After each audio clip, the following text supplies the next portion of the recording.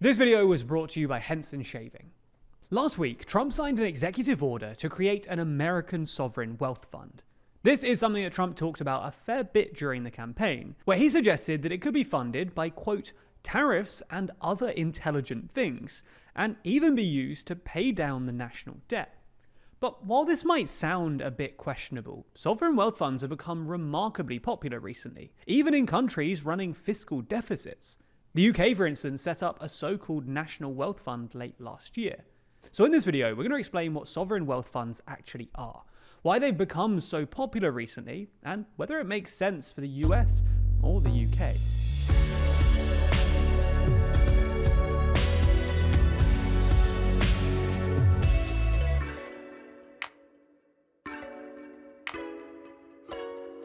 Never miss an episode and always feel in the loop by subscribing and ringing the bell. So let's start by explaining what sovereign wealth funds actually are.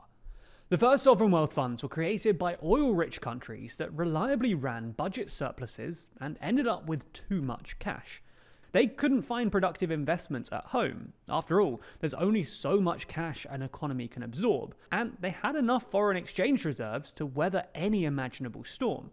For context, foreign exchange reserves act as a sort of economic safety net and are usually stored with your central bank.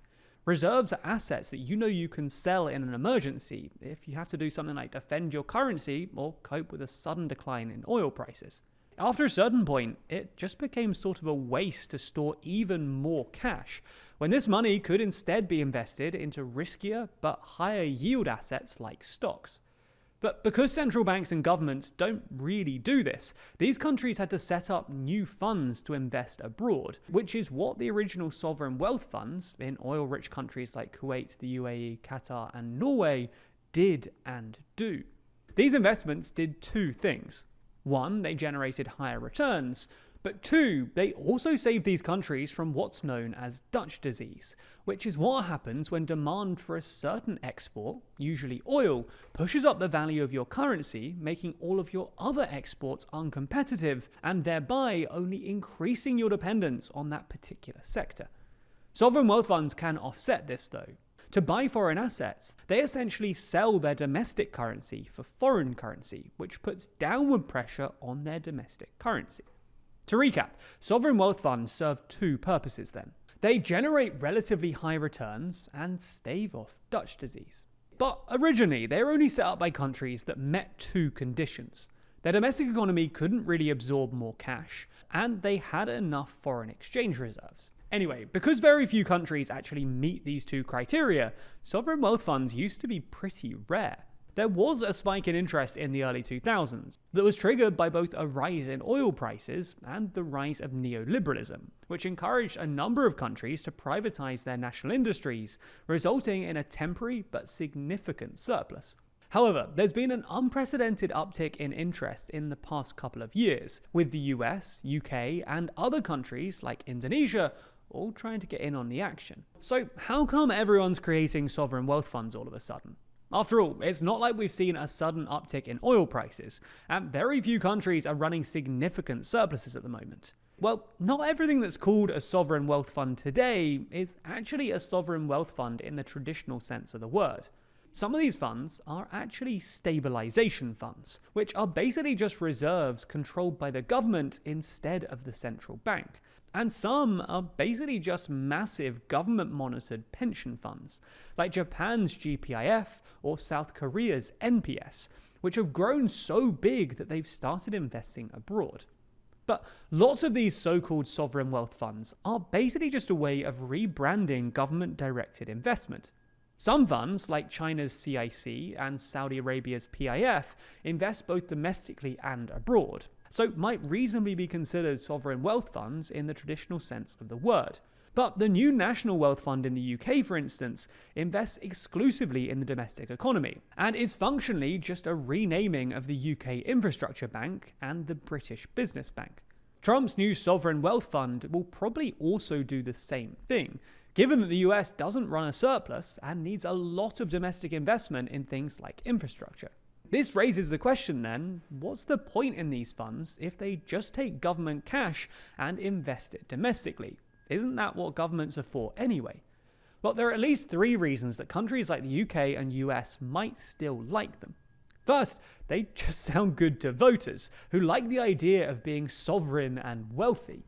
Secondly, it's a way for indebted governments to both showcase and manage their assets, which aren't apparent when you just take a look at debt to GDP ratios. Turkey, for instance, runs persistent deficits and has looked like a bit of an economic basket case recently. But it has a massive sovereign wealth fund of over $300 billion that owns big stakes in national industries like Turkish Airlines and Turk Telecom. The fund serves as both a way for the government to manage its involvement with these industries and as a reminder to investors that Turkey actually has cash on hand, unlike, say, the UK, which privatized most of its industries years ago.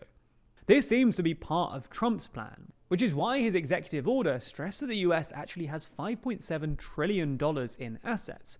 Although we should say that A, only between 1 and 2 trillion of that is actually available cash, and B, it's probably not a good idea for Trump to draw too much attention to America's overall balance sheet, because, well, the US is one of just a few countries that has less assets than liabilities, along with the UK.